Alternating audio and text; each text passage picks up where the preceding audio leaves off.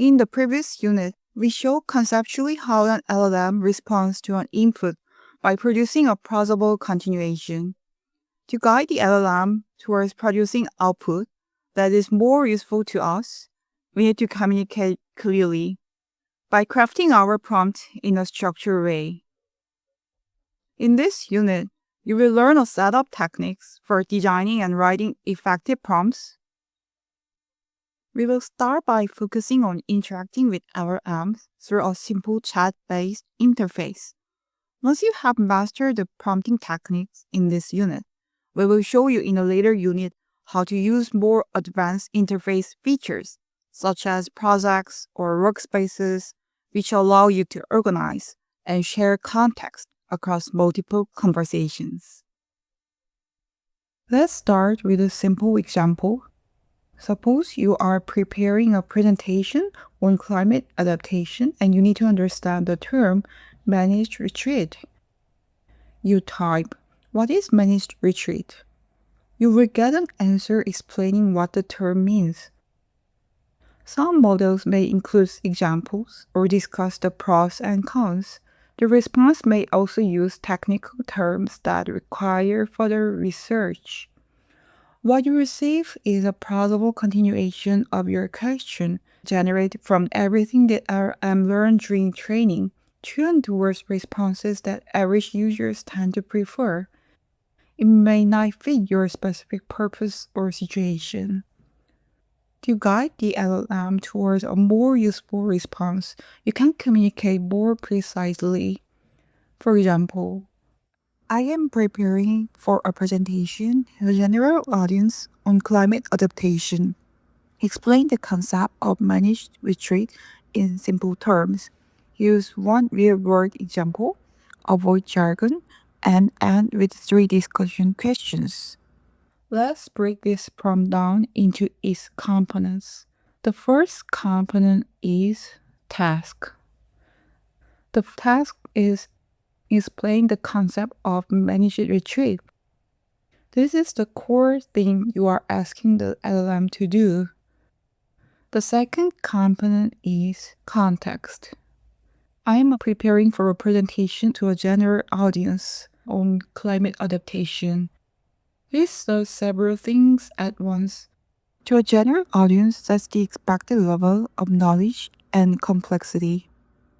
On climate adaptation creates a boundary for the topic, discouraging irrelevant tangent. Preparing for a presentation signals that the response should be useful for speaking, teaching, and class discussion, not, say, a research paper. The last component is constraint. In simple terms, avoid jargon, specify style, which is how your response should be written. Use one real-world example and with 3 discussion questions specifies content and structure, which is what the response should contain and how it should be organized. Task, context, and constraints are the 3 core components of a well-structured prompt. In many cases, these 3 are all unique, but there are 4 more components worth knowing. First one is format. Format lets you specify how the output should be presented. For example, respond in bullet points or use markdown headings. Success criteria makes explicit what a good response looks like. For example, the discussion question should provoke debate rather than invite a simple yes or no answer. Role asks the LLM to adopt a particular perspective or communication style. For example, asking the LLM to respond as a science communicator signals that the explanation should be clear, engaging, and accessible to a general audience. Examples are useful when a description alone is hard to get right. Sometimes it is easier to show the LLM what you want than to explain it. Providing one example like this is called one-shot prompting. Asking the model to perform a task without any example is called zero-shot prompting. This is appropriate when the task is simple or familiar.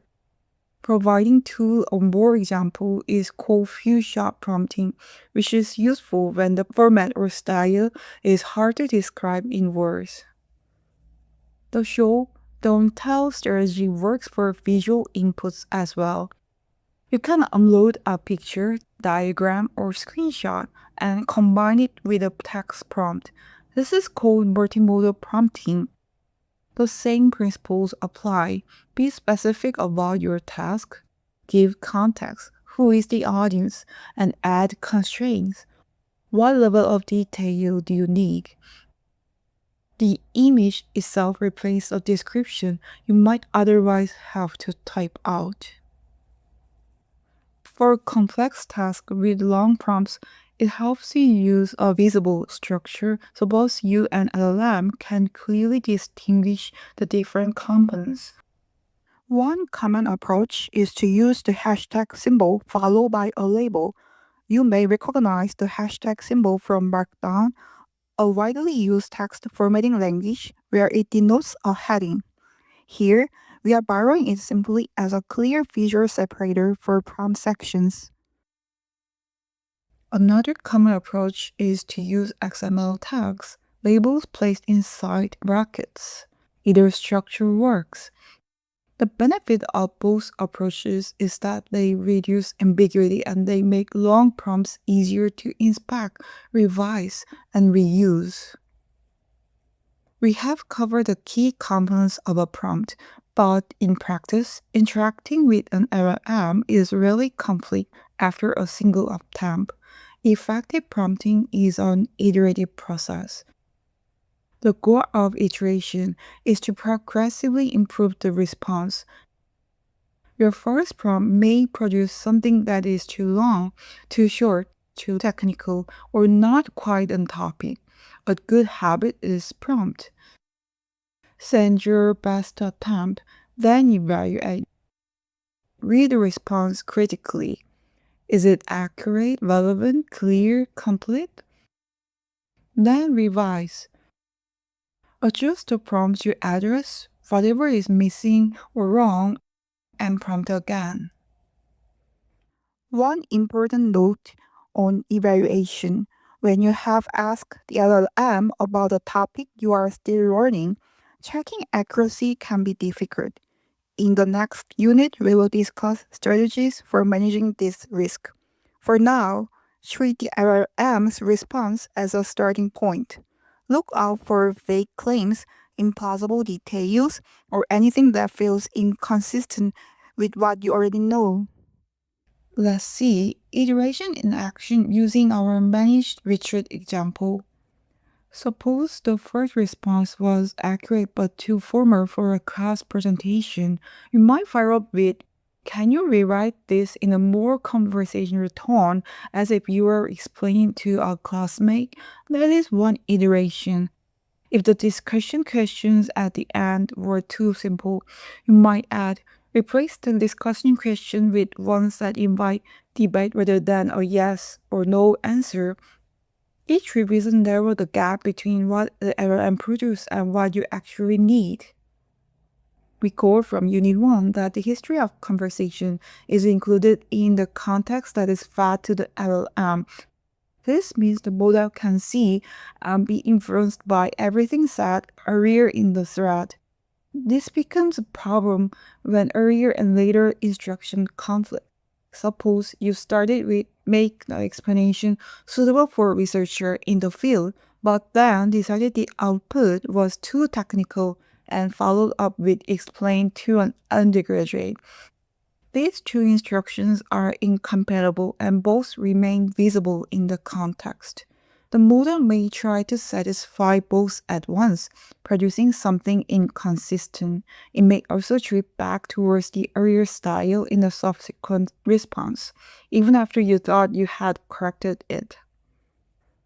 When a conversation starts to feel stuck, for example, when the LLM keeps producing the same flow style of response despite your correction, one option is to start a new chat. This clears the context entirely and gives you a clean state. If there's still useful context in the conversation that you want to keep, check whether your chatbot allows post editing a previous prompt. If it does, you can revise an earlier prompt directly, which removes that prompt and the response is generated from the context. This can help eliminate the source of the inconsistency without losing everything else. Here are the main signs that you should reset rather than keep iterating.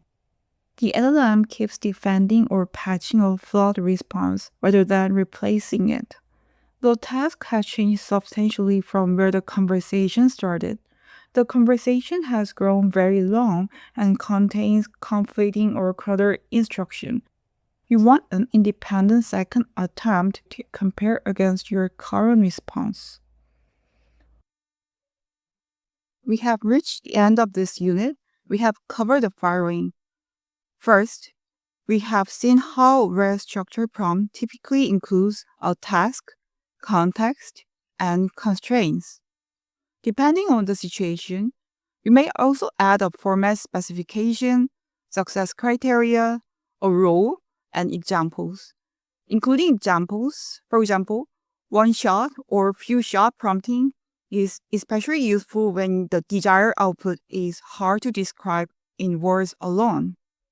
Second, for longer prompts, using hashtag, section, labels, or XML tags makes your prompt easier for both of you and the LLM to parse.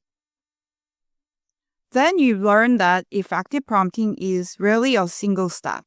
Prompt, evaluate, and revise, repeating this cycle until the response meets your needs. Finally, we show that long or conflicting conversations can confuse the LLM.